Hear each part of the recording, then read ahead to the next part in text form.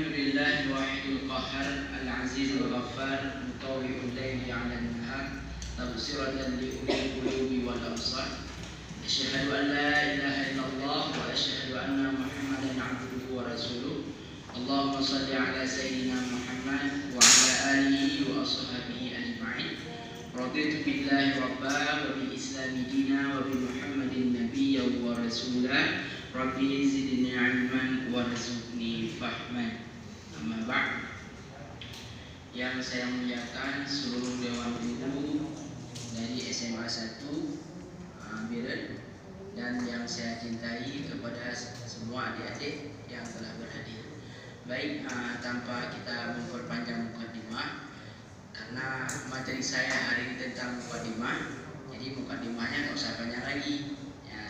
Sebagaimana yang bisa dilihat di layar di depan, ini ada mukadimah ilmu tajwid.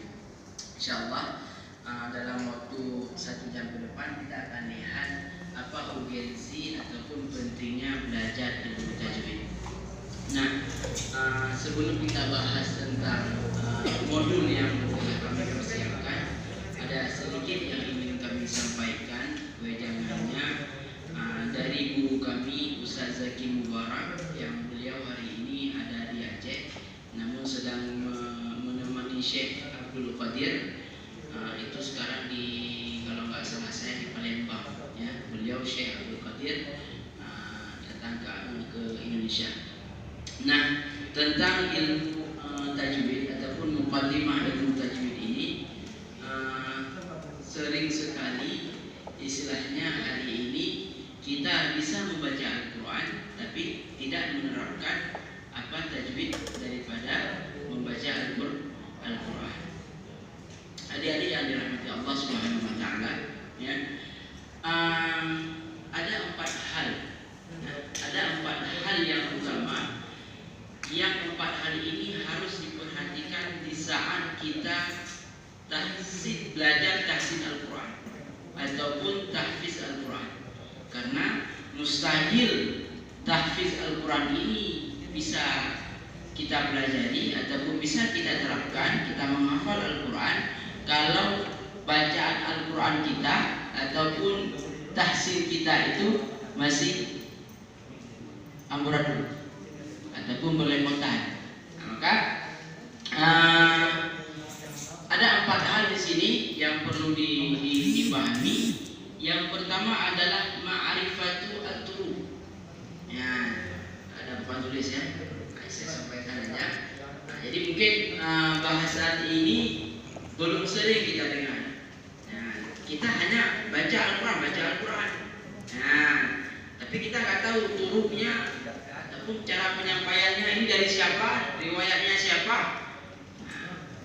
Ataupun sebelum kita mulai, saya tanya dulu, ada yang tahu Al-Quran itu riwayatnya dari siapa? Al-Quran yang ada di hadapan kalian semua, di mana? Ada yang tahu? Silakan dijawab, nggak masalah. Ataupun cetakannya apa? Gak ada ya. Yang kita tahu ini hanya mushaf kan? Al-Quran. Dan kebanyakan kita hari ini yang membaca Al-Quran itu adalah cetakannya dari Departemen Agama. Ya. Padahal ini banyak. Ada nanti rasamnya rasam Usmani, bukan Usmani, rasam Usmani. Pernah kalian baca Al-Quran ataupun lihat Al-Quran yang kalau yang ada di hadapan kita ini nggak habis satu ayat. Pasti dimulainya ada setengah ke halaman berikutnya. Tapi yang memudahkan kita untuk menghafal itu rasam Usmani, itu selesai. Nggak ada sambungan ayat. Dalam satu halaman itu terputus, selesai satu ayat. Pernah perhatikan seperti itu? Pernah ya? Nah, jadi yang sangat penting, yang pertama untuk kita pahami dalam mukadimah untuk belajar ilmu tajwid ini adalah ma'rifatu at-turuq. Ya. Kemudian yang kedua ada itmamun harakah. Insyaallah akan saya sampaikan satu persatu. Ya. Kemudian ada ma'rifatu azminatil huruf wa azminatul ghunnan. Ya. Kemudian ada riyadatul fami. Ya. Yang pertama ma'rifatul turub. Jadi ma'rifatul turub ini kita ketahui dari siapa dari siapa, kemudian disampaikannya kepada siapa dan berkembangnya dari siapa. Maka dalam ma'rifatul turub ini, dalam penyampaian ini ada 3 fase yang harus kita ketahui.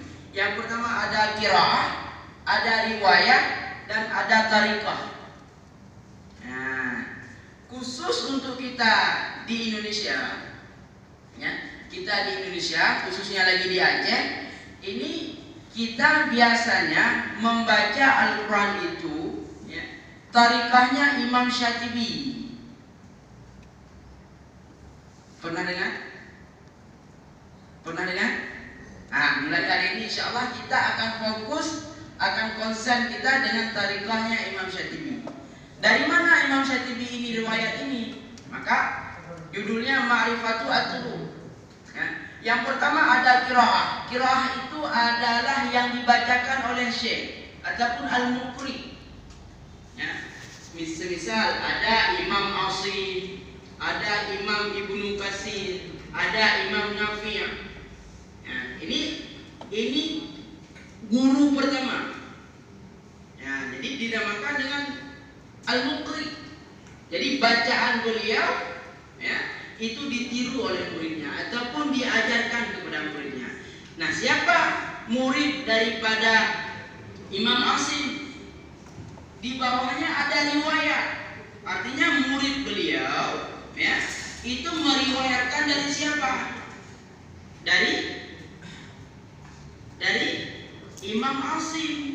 Nah, murid beliau ini yaitu Imam Hafaz.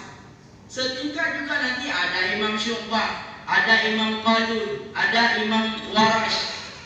Jadi bacaannya itu beda-beda. Nah, dari Imam Hafaz, riwayat Hafaz, ada tariqah. Jadi tariqah itu bukan hanya ada dalam ilmu kalam. Misal nanti ada Asy'ariyah, ada Mu'tazilah. Ya, dalam ilmu tajwid juga ada. Nah, tariqah khusus bagi kita yang di Indonesia ini, ya, maka kita mengikuti Imam Syatibi.